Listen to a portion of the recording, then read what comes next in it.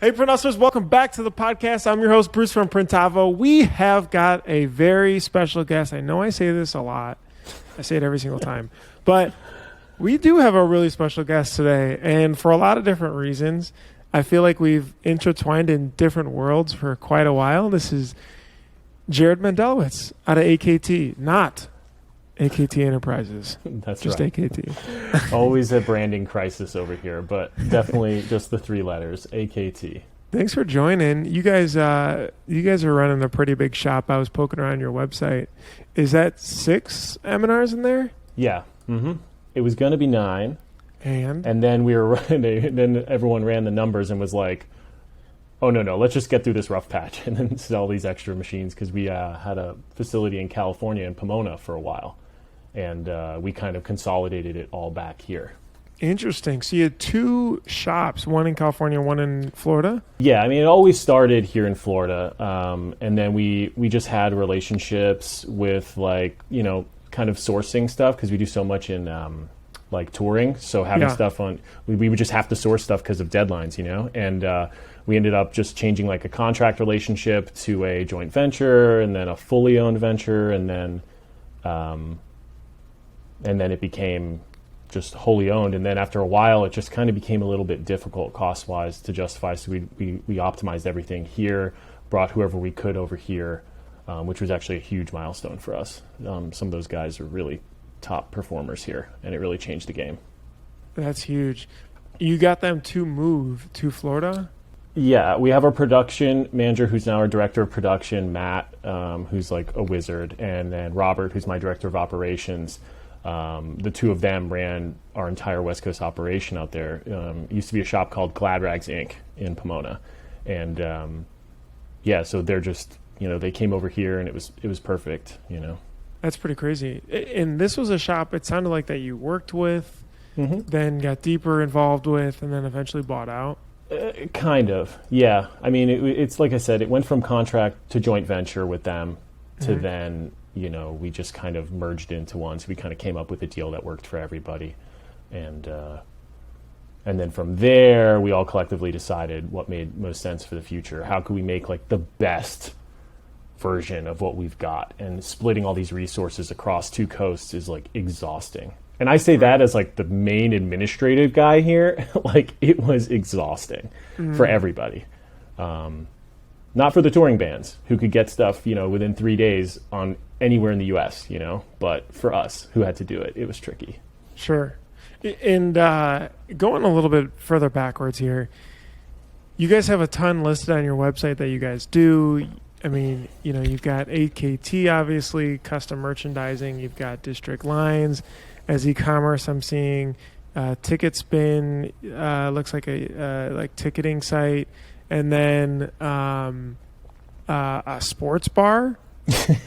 Yeah, there's some interesting diversification that has happened over the years. Like, our company has never been a stranger to trying new things, right? And sometimes good, sometimes crazy, sometimes bad, you know, sometimes a blend of all of that. Yeah. So we do, primarily our heart and history has always been in the entertainment business. So, which is something I don't see too much of. Like, I become like a avid listener of this podcast and, like, Shirt Show and stuff like that. And I know obviously a lot of people do band stuff, but I never see anybody whose business, like, is, like, so heavy on the bands and entertainment like we are. And, or maybe I've missed them anyways. But, so we have everything where you physically kind of touch the artist for the consumer side. So event merchandise, VIP experience. So, like, you know, on top of general admission ticketing, the VIP ticketing services that's boomed recently in the live stream side. But even before that was, like, your sound checks, your photo meet and greet kind of stuff before events. Like, we kind of have a whole business model set up for that. And it's all synced into our e-commerce platform, District Lines, but it kind of runs its own brand of Ticket Spin. So I joke when I said there's, like, a branding crisis around here that never ends, but it's been 16 years of branding crisis. So it's just, there's a lot of names. Some people just call it all AKT. Some people only know the individual brands. And some people like you are asking the right questions because people need to know. So let's talk about music merchandising. you guys got into it playing music or close with people that were in Yes. bands? So, What happened? my business partner Alex, who's our CEO, he was always in bands. His brother, who's our business partner, was always in bands too. So like pop punk, ska band kind of stuff. I never played in bands, but I was always band like adjacent. Uh-huh. And back in the day, Alex would do shirt designs and stuff for friends' bands and all that stuff. And at the time, I was doing like web design, and I was like hosting websites out of like an old computer in my closet in high school, like just weird, just hobbyist stuff, right? Right. And On GeoCities? well, I Or did you not had too the long ago local try to. host there. I was hosting off of an IBM Aptiva computer in my closet, and I mean, it was. I mean, whatever. Now it sounds crazy and makes me seem really old, but. So I used to. I ended up developing, because I would do website projects like bands from my high school and stuff. I made a website. So we lived in a town called Palm Beach Gardens, and I created a website called pbgpunk.com. And it was like a really crappy local version of the crappiest MySpace you could imagine. It was hard-coded pages for band profiles. So like the band logo was on like a fake police lineup, kind of backdrop, and like you had all these stats, and it was just something that didn't exist. And I kind of met Alex through that. Next thing you know, he asked me to work on some band websites for him. I'm working with a web developer friend of mine. We build a content management system for bands that was called Band Manager, and it was like just this like, now it's like completely rudimentary and you don't need it anymore, but there was no way. It was just you install it, and it was just, here's how you run your band's website, just plug it in. And we kind of started working from there. Then I went off to college at UCF here in Orlando. Alex was like a year behind me, and it just kind of took off from there. You have a few key people who you do business with, and it just blows up. Next thing you know, we're doing like 15 like hardcore band websites a year. Then we start our own hosting business. We used to pass out flyers for web hosting downtown Orlando, which I told somebody the other day, and they're like, that is so stupid. And I go, it felt smart at the time. Yeah. It's Do you funny. need I used to do hosting? something similar, more affiliate marketing for HostGator. Yeah. Because they'd pay a recurring, revenue back for that. Yeah. Yeah, it's funny, 16 years later, and we finally just shut down the client-facing hosting side of our business because it just like was slowly deteriorating over all this time, because it's just not, it's a different world we live in now. It's just not like that. I mean, when Alex and I started working together, it was not printing. It was graphic and web design.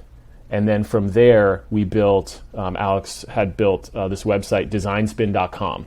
And designspin.com was before everyone knew how to use Photoshop, and clip art plus font, pick a color, was band merch.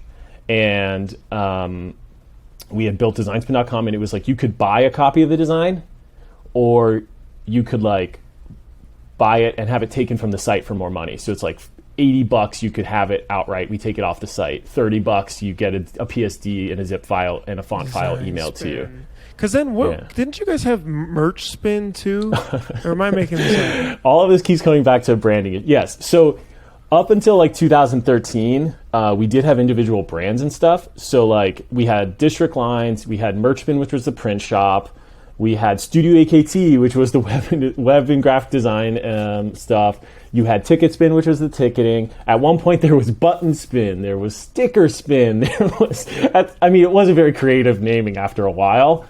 But eventually, like things petered out. And once we started working with like a lot of top tier music, it just kind of became like, those kind of people were just like, oh, AKT, because people call Alex AKT, it's his initials, so it just became like kind of how we were known. So it was like a conscious decision to kind of retire Merch Spin.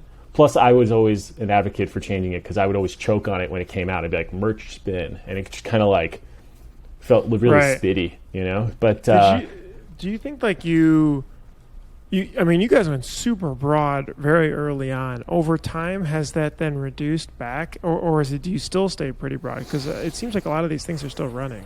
You're talking about like the brands, or you're talking about the services we offer? Just, services, all of it. I think we've kind of narrowed down the services, but then you could make an argument that we didn't, because we cut out a few things, and next thing you know, there's a sports bar, or hopefully soon we open the tiki bar next door to that. And like Or on a more merchandising side, we acquired Smart Punk, the brand, which was like a music, online store that was very heavily involved in your Warped Tours and your music industry stuff back into like 2010. And we acquired that because they were like, it was like a fire sale on it. So, and then now we kind of relaunched it as a record label and a vinyl distro. And right now they're sponsoring Furnace Fest, and they just came back from Riot Fest in Chicago. So like, we're all over the place, and there's always something new happening. As like the administrative guy with this, I've come to terms with the fact that there's always going to be something new. Like you put out one thing and we're kind of trying new things. That's kind of how we got to where we are. Got it. I think we've kind of fine-tuned it, but we still have like a variety of services. I think as an entertainment merch company, like there's no reason for us to retire VIP, to retire, the promo products and sourcing, all the cut and sew stuff. Like that's just like a core part of our business at this point. Got it. So would you say that your guys' niche though is on the music merchandising side? I mean, that's what we're like known for. I mean, we're not exclusively entertainment, I mean, maybe like 60-70% entertainment on a fluctuating, measurement scale. But like COVID was pretty crazy, but luckily for us, it shifted from touring to e-commerce. But we what did that mean for you guys? Like helping bands set up Shopify stores, fulfilling stuff, shipping? It was more about our existing clients. Like I didn't see a ton of requests to set up new stuff, but it may just, obviously some of that happened, but with us it was more people just stepped on the gas on the e-commerce side. Huge clients with big performing stores doubled down. They spent money on things they normally wouldn't spend money on with marketing and just efforts and promotion, because on top of them being scared, I mean, we were scared too. Everyone was just, it was probably one of the most like emotional times for my partners and I to like to have to make the decisions you made was like really scary. And we're really thankful that we had such a good team to take us through it. I had graphic designers picking orders, and I'm out there shipping orders and stuff, like wearing a mask, like just like not knowing what we're doing. We're in Florida, so it's like even crazy. Like you just like never know what's going on, Was that fulfillment all done at your shop too? As in everything, e-commerce and screen printing and like account management, sourcing, all that stuff happens straight out of our headquarters here in Orlando. And we have like a 32,000 square foot building here that we own, and we rent another 10,000 square feet that somehow we needed after we moved in, and we never had that, and then we filled it instantly with stuff. But all that stuff happens here. So what were some early challenges on the fulfillment side and just, full cycle merchandising side, especially as you guys pivoted to it and you had to learn really quickly? Well, we had been doing e-commerce for like 12, 13 years. So it wasn't like we were starting that up because of COVID, if that was your question. So, okay. No. It was just the volume. That's what spiked. Oh yeah. It was just a volume. I mean, dude, you had touring business drop to almost nothing. It's the first thing that stopped, and it's still the last thing turning on. Got it. So it wasn't a big deal to pivot. It was more of a staffing issue. When people were furloughed for a while before you could figure out like assistance programs and stuff, and then you kind of had to wind everything up really fast, and then just to get to where you were was a headache. Then you had to like have triple the volume to handle. So it was a big reset. It was like a holiday in the middle of a pandemic summer, Were there any things that you guys took from being able to handle that scale that you're doing now today?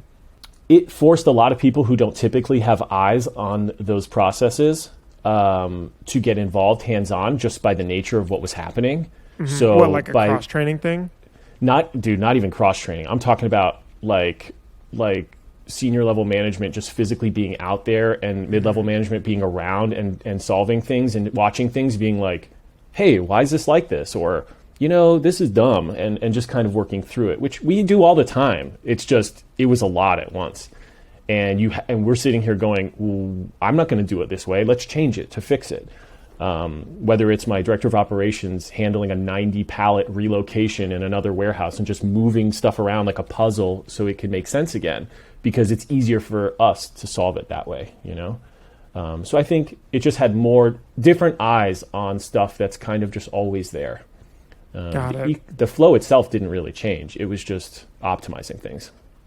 How do you handle forecasting sales then with musicians and people selling out and restocking, especially with inventory and things now? Well, we are so watching all these podcasts and like hearing everybody talk about like their clients and their business models and stuff. I'm always going, like if I had any hair left, I'd be pulling it out. I'm like, what do you mean do that? My clients won't let me do that. Like, I'm like, what is going on? Like, I feel like our industry, like our clients are so ingrained in the race to the bottom, get it done faster, threaten to leave, that kind of world, because the music industry, it's just like that, and it'll kind of grind you down. The forecasting part, especially with some of these bigger bands, is probably difficult, right? With You being can't. able to stock stuff And bands and are taking one on piece a of new it. band or whatever. Bands are just one piece of it, man. I mean, we kind of pioneered like the social media, now what they call social media influencers, but at the time it was just YouTubers and viral video stars. Got it. And So, they have like, those drops, which I'm sure yeah, are it's also crazy. insane. I mean, whether it was when we started in like 2006 and it was just Chris Crocker, like Leave Britney Alone shirts and like Chocolate Rain and like all these viral videos we were doing merch for, and we're like, oh my God, we sold like 100 shirts. Like it was like a different world at the time Right. for us. So spin that into what we do now, which is like, we were there from the beginning. We were the first legitimate merchandising company to do it that wasn't on demand like Zazzle or like Cafe Press or whatever at the time. And we were doing all this stuff, and you have no way to predict what's going on. You have no idea if their follower count translates to sales. The same thing goes with bands. With big bands, there's more of a structure. But even then, you have no idea what's going on. And with a lot of pressure to keep things on pre-sale, but keep quality good, and entertainment clients tend to not like on demand, and I don't blame them. At least the way it kind of works and like what their expectations are, the number of placements that is now an average. We're almost at an average of 3 like locations for our average print across the year, and unfortunately that's the style. Are you talking on demand as far as digital, or are you talking just like not stocking? Yeah. Got it. Right. Yeah. I mean, it's interesting, right? Because you just don't really know how to forecast the sales, but it also could help with some of the planning to be able to know and schedule things in. But like you said, with these drops or with the influencers or with musicians, it feels like there's a lot of facets here. Yeah, I mean, listen, it is hard. And if I was just on a call yesterday with we just celebrated one of my top like e-commerce administrators, like her 12-year anniversary here. She's been doing this for a long time. And we were just talking yesterday about one of our clients and how it's like, they're like, we don't want a pre-sale. We don't want to add a stock. And it's like, okay, but like we're also fronting the cost of the goods until it sells. So you really are fighting yourself from wanting to sell versus wanting to expose risk and on inventory. And it's really tricky in the entertainment side because at a high level, they're not paying up front for their goods, man. Like it's just not how it works at the level of entertainment stuff we do. So you're right, there's a lot of variables that play into it. And projections, we talk about look back a month, buy for 2 months more, and hope. And so is that the plan that you try to go with for reprints, especially, is like a 2-month outlook and then be able to go from there? Yeah, I think for e-commerce, that's kind of how they'll do it. And even if we're not the ones who are fronting the goods or whatever, and it's like client owned, we still kind of recommend the same kind of thing to them because we don't want them to overstock because then they have a bad taste in their mouth about our thing. Like we're very account management centric here. Like it's not one or two people running all of our accounts. Like I've got, a giant team of account management, and the goal is that they really are motivated and incentivized to care, and they want to make sure their goal is to like supplement the client's team. Got it. Because otherwise these managers have to hire someone to manage merch, Do you try to tie a dollar value to the number of account managers that you may need? For example, we were looking internally around, okay, hey, maybe it's like $1 million or $2 million worth of revenue from X amount of customers. is one account manager, and that way we know how to scale, so we could give really good service and keep people happy. It's for like software as a service, it's actually more straightforward because you're like, this is the product we offer. Like, this is, I mean, of course there's features and different clients are needier than others, I'd imagine in your case, but here it's like, if it's revenue based, that's about as close as I can get. And I have a rule of thumb, but I don't know if it works for everybody because everyone's skill set's differently. I have amazing sales reps who are the worst administrators on the planet. I have amazing administrators who can't handle, when things hit the fan on the sales side, But I think, usually like the math I've done, it's like for every like $500,000 in revenue, they probably need an extra hand. And that's if it's the average client mix that we have. You're talking about doing projections, like debugging e-commerce issues, dealing with when UPS does what they do, and you have to then you have to keep bouncing packages from venue to venue. You know what I mean? Like, it's the whole mix. Like, it kind of comes down to that, but it depends on the people. So we're still really hands-on with how we build these teams. It's not like so many people, like it's like an army of cubicles or something like that. It's like 10, 15 people total on the team right now. But the goal is still to grow it bigger. And those are real problems that we do have. Yeah, that's so interesting. Speaking of logistics, it sounds like you definitely will have a lot more of that with either touring musicians or, all kinds of people purchasing from e-commerce. How have you gone about working with that and the customer service of it and making sure things show up when they're supposed to at venues? And well, that's a great question. Is there a team? Is it the account manager's role? Okay, it used to be the account manager's role because it would happen so infrequently. But once it starts happening a lot, you kind of, the need kind of created, not a position, but like we kind of have somebody who wears a few hats. Like he'll handle accounts receivable, he'll handle, like whether it's sending out aging reports and that kind of stuff, hassling reps who refuse to let him send out the aging reports, reaching out to clients, maybe escalating things to collections, but also troubleshooting shipments at a surface level with UPS. But in an emergency, my top reps call UPS and sit on hold for an ungodly amount of time and deal with that whole, thing. We deal with our rep, they're calling the hubs, because it's always an emergency, because the band is a moving target. And that is like a logistical nightmare that's like insane. And some of these venues won't let us drop stuff 2 days before. It has to be a day before. And nobody makes it easy for us.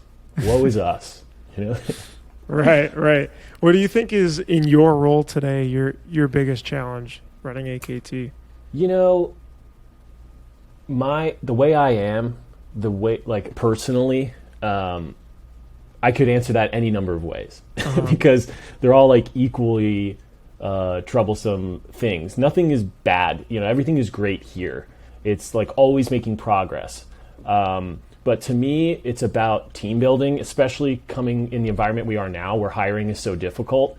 It's like a really big priority of mine to make sure that we kind of maintain or build up a strong family of new people.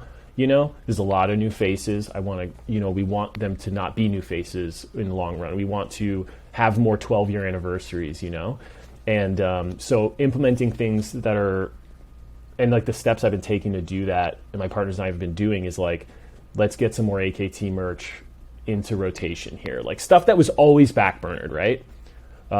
Get our showroom looking nicer here, even though, it's mostly our team who sees it because, it's like crazy band merch stuff or whatever. This is like employee retention stuff. Yeah. I mean, indirectly, yeah, it really is that, like I don't want to simplify it to say that it's like that because I don't want to like take the love out of it.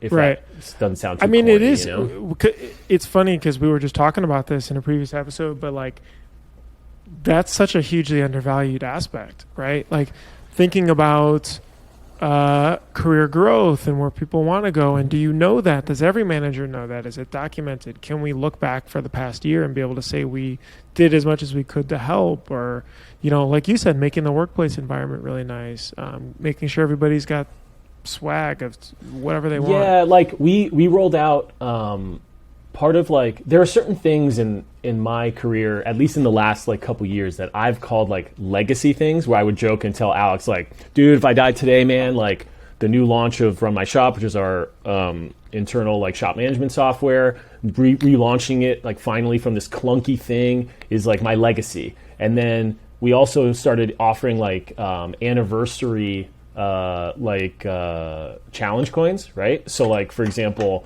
I have 16 of them, right? So for your first year here, you get like a 1 year kind of coin, right? And then they're all different. They're all like super cool. Some of them they're like essentially like enamel fill pins. So like the Sherwin-Williams one. Like the goal is like to really kind of ingrain this is not just the whole like, hey, we're a family here or whatever, but it's like, look, like this is what we're doing. This is where you can be, and this is where people can have been and can get to here. Sure. And to me, that's like the biggest challenge, because dude, it's hard enough to hire people right now. And yes, it's definitely. It's just it's like of course I start pushing this agenda like during a global pandemic. It's like it would have happened anyways, but you know. Yeah, no, you're right. It's a back burner thing that unfortunately gets moved down the to-do list too much. Within, like, you mentioned, like, managers and department heads and stuff, and the one, like, you know, as a business owner, you understand, like, there's a lot of do as I say, not as I do when we're coaching senior leadership or other people, you know, and my biggest thing that comes up constantly, it doesn't matter what department it is. It doesn't matter if it's graphic design or it's account sales or it's fulfillment or production. I'm always like, are you doing your one-on-ones? And I'm talking to people who I forget to do one-on-ones with, you know? And because sadly for them, I'm able to judge, and I'm able to be in that seat and say, yeah, I know I forget, but like you have to do it, because if you don't, you lose that person's like connection to the organization, you know? And with production, I see all these podcasts that you guys are all talking about, like employee retention and like how do you keep screen printers motivated, or any person for that matter. And it's about engaging them, man. Like it doesn't matter. My wife designs water slides, okay? And like water, you know, features and stuff for a company, but like it doesn't matter if you're there. If people feel engaged, whether they're here or they're doing customer service, and they feel like they're heard and they feel like their career is being discussed and you're like considering their needs, that's the best thing you can do. And if you don't do that, you're really just rolling the dice. And I have done that a million times in my career, you know? Right. But when I look at it and talk to you, you see it very clearly, you know? Wait, hold on. Your wife designs water slides? Yeah, she works for an aquatic like personal firm. or like a... No, not personal water slides. Who are you? I mean, I don't know. There's some crazy, people out there. No, like on cruise ships and splash pads and stuff like that, as well as like regular like corporate water features and stuff. Interesting. But yeah, she does a lot of the creative stuff. You know, get that a lot is funny, of access right? to water parks. It's you get to test a lot of water slides too, right? Because I guess you don't want to get flung off the side. No, you also want to have not. the thrill. But yeah, it's kind of cool. You got me stuck there when I heard that part. It's okay. No, that's super interesting. I mean, so what do you feel like with those challenges aside and things that you're working on? What about some big decisions though that you're making in the shop, purchases or hires or pivotal moments? We, during the last like 6 months, we finally pulled the trigger on automation in the darkroom, which is like a huge deal. They're still setting all that stuff up. What'd you buy? iImage. I was shown so many options. I just said to them, I go, are we going to stop hearing about issues? And they go, most of them. And I go, okay. But that was petitioned by Matt and Robert for a while, and it was just more of like, and then the pandemic hit and we're like, no, but we were able to do that. And then we upgraded our DTG machine. So we were the last people with like these Brother GT 782s or whatever. They're like, you're literally the last people who are operating one of these machines in the country. And I'm like, do we really need a new one, guys? Like, and then they're like, they're stopping the ink manufacturing. We have to. We're running out of white ink. And I was like, okay. So we upgraded DTG. We upgraded Darkroom. The only thing I think we are still planning on doing eventually would be like auto reclaim stuff. But we're trying to take it not one step at a time, but apparently 2.5 steps at a time. But we're slammed right now. I mean, every band just started going out, so we are 3 times what we were 2 weeks ago or 3 weeks ago in locations being printed out here. So nobody has time to even like meet with the plumber to set up the stuff. You know, it's just like everybody's on press, everybody's going. How do you deal with the being slammed mentally? I can't speak for my production manager, who is far more patient. And my production team, who is far more patient and affected on a day-to-day basis than I am. Yeah. Obviously, like from my office, I don't feel that, you know? I know it's happening. I hear the drama that bubbles up, and I worry for them, and I handle the administrative or whatever. But, you know, for them, I think it's brutal. And it's seasonal, so it's nothing new. It's holidays, and it's summer. And it's kind of unavoidable.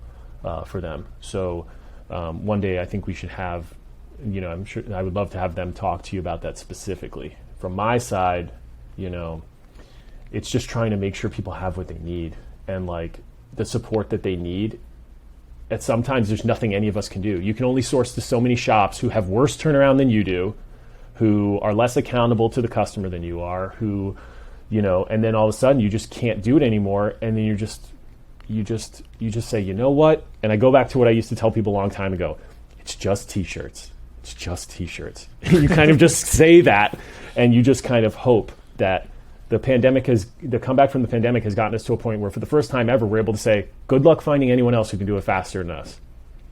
And that's like the first time we can say it and really, really believe it, you know, because we're like a rush shop, sadly. We are. It's interesting. You mentioned a couple times that you guys have middle and upper management. I mean, obviously, I'm guessing there's quite a few folks there with 6 presses. You know, when did you invest in actual management? Because it seems like there's definitely a leap of faith almost into doing that, or whether trying to promote internally or just free up your day. You know, it's not as much of a conscious decision or even like a moment in time where like a switch flipped. Our company was built off of like, when we started, we were hiring our friends. Then you kind of, the people who were there longest started getting promoted, and, you know, people cycle in and out over the years, right? But I remember one time a long-term friend and client of ours said, like, you guys are just like, everything has to go through you guys. Like, there's no like management. I remember this was like, I don't know, 12 years ago or something. And I never forgot that he said that.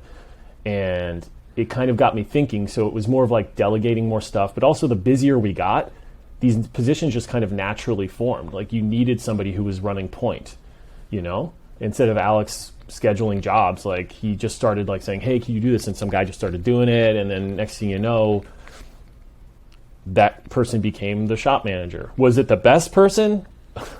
You know, obviously not. But, you know, just because you're good at something does not a manager make, you know? So over time, I think you learn as seats change or people change in these seats, and you kind of learn what's better.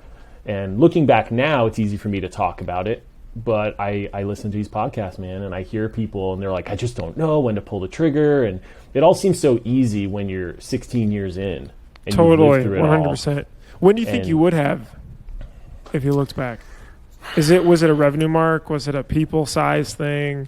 I think it's about your ability to organize. Like, we're always, you can't organize forever.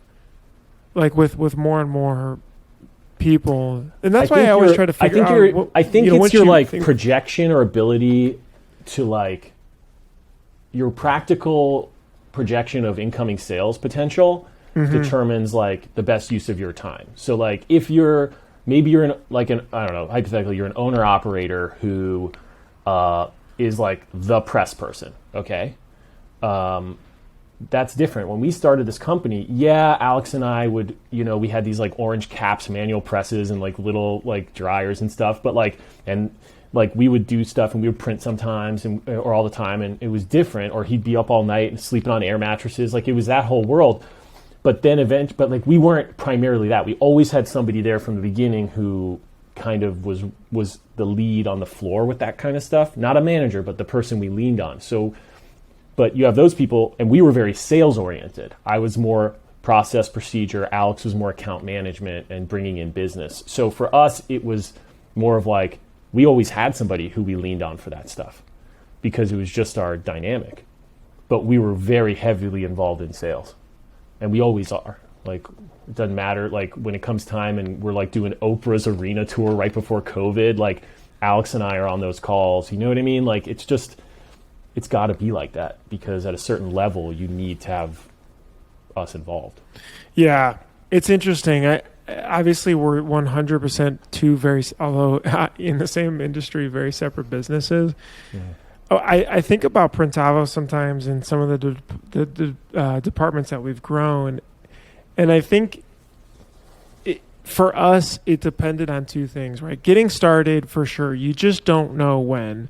And it's hard to actually afford like a true manager with 10 years of experience or something that can help make decisions, that has good emotional IQ, that all of that stuff. But I start to think around 2 to 3 people per department. It would be nice to have a lead, and maybe that third person has manager potential or is a manager, but also a contributor at the same time. And then over time that they can switch to be a full manager, and trying to replicate that in every different area. That, by the way, like that thought, like whether it applies to everyone's business or not, the idea is that you're considering these people and their potential in your day-to-day life with them and work, and like considering what people can and cannot be, or can we try it? Are they interested in that? Because some people, I don't remember which one I was listening to. I think you had a video out that was about like hiring or I don't know, something. And it was like talking about putting people who want to be managers, or what comes after, or maybe it was like what comes after being a press operator, because like that's like the top in the screen printing side, like you're a craftsman, you're making all this money or whatever. Well, they want to be a shop manager, and then they go, then they figure it out. They're like, I don't want to do this. Just put me behind a press. I don't want to talk to anybody anymore, or whatever, And I think some people want stuff that they don't want because it seems like what comes next. But we don't have a rule of thumb, man, for this stuff. Like, but luckily for us, like these have become evolved business models. Right. E-commerce is a business model. The e-commerce administration is a business of its own. Sales touches that. It touches production. So luckily, we have a purchasing department. I have 3 people in it. 2 of them are sourcing stuff, and 1 buys blank shirts. And then they kind of help each other out. Right. It's just become so stable over the years. Pandemic aside, obviously. All right, I got to switch to. I've been waiting for this, but if anybody remembers, I want you to comment down below. Mintees.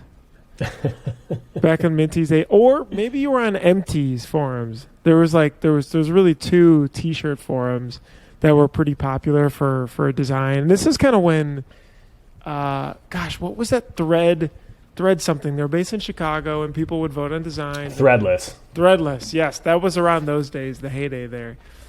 Mintees, what happened? How did it go? Okay, and then I saw you guys close last year. This year. Big Cartel. The e-commerce platform, those guys had made Mintees.com. And it was it's really active t-shirt community, and it was just merch designers. It was mostly music oriented and clothing brand style stuff, right? Yes. So naturally we were kind of always aware and involved in it. They eventually, not too long after it was like very popular, I think they realized it was not really easy to monetize, and it wasn't really their primary focus. So they said, hey, we're shutting it down. But they had an API that was open, so we scraped it and created. You have to activate your old account, using whatever we had, and we created Mintees.com with our friend and Rob Dobie, who is like an illustrator, and he's been doing merch forever, and we just known him forever. And he was like one of the more popular kind of ad moderator kind of guys from the forums there. Got it. So we did that. We partnered with him. We launched Mintees.com. I mean, don't get me wrong. I understand why big cartels didn't do it. Like, if you look at the Google Analytics, it's like we took over and it's like, ooh, and it just kind of keeps going. You know what I mean? Right. So we launched that. We kind of kept up with it. We tried other things. And it just kind of became something where I'm like, this isn't really the amount of spam that it's getting. Like, we couldn't invest the technical resources To moderate it. Yeah, it was just, and it sucks, man, because there's, as a business, as an entrepreneur, I look at it and I go, oh, it's going to be awesome. We built this thing where you can create clothing brands on it, and you could self-advertise and promote your teas and all this stuff. And it just like, just over time, it just Instagram, people started posting other places, you know, the rise of Dribble, the rise of designers on Instagram, it just changed. Right. And it just wasn't making sense anymore. Got But it. yeah, we did just like a few months ago, finally, like put up Pull the the cord. tombstone online for it, you know? It's just, I think that's why this is a special episode for me personally, because when I was starting, you know, our little clothing brand in college, it was all like skateboarding related and everything, and streetwear focus. And, you know, there's always so many ideas and Mintees and Empties. And those are the sites like Dribble, you know, you constantly be checking for influence. But that, of course, pivoted to trying to figure out how Run My Shop worked. Yeah. Which was your guys' early shop management solution too. Mm-hmm. I did some research this morning, and I was like, okay. I registered the domain name in 2008. All right. So It's not up, but just the login page is up. Oh no, it's internal only. But I was thinking, I'm like, oh, if we're going to talk about this, I should probably make sure Corey really makes sure this thing is locked down. Because, but yeah. So when we first started Run My Shop, it was because the only thing out there was like, what were the crappy Windows software, like Shirtworks or something like that, or whatever it was. It was the same reason you created your own thing, you know? Mm-hmm. There was just nothing out there. We were at a point where, you know, Alex was all about like, let's build this thing, let's build our own. And because we did our own web development stuff, we were able to do it.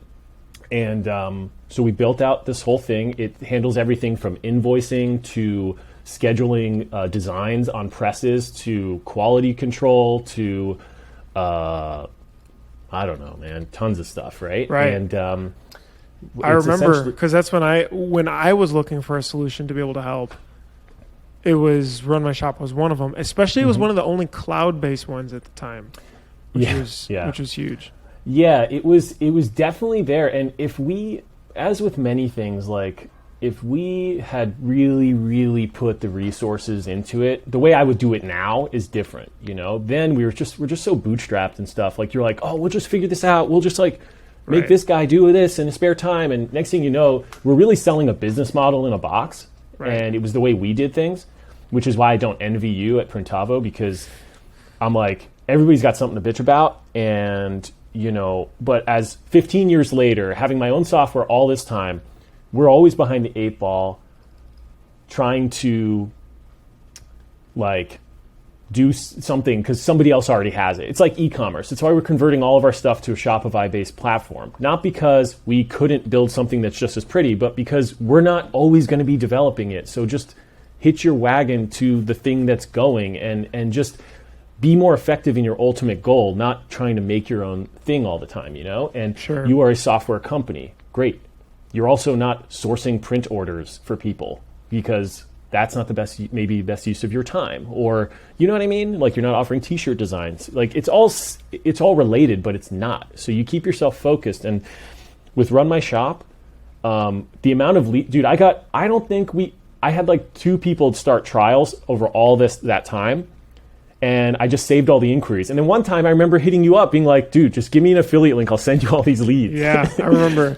And that we were pretty close, and then it didn't I work. may have been Oh one no, of the because I two. demanded a white labeled version of Printavo. That's what it was. Yeah. Yeah, we are partially white labeled, not fully. It's, I mean, it's another thing that we got to work on. But I do remember that because I think you gave me a login to because I was like, hey, I'm just curious to poke around, and I wanted to Mm-hmm. see how it worked, and I was like, okay, this is cool, this is interesting.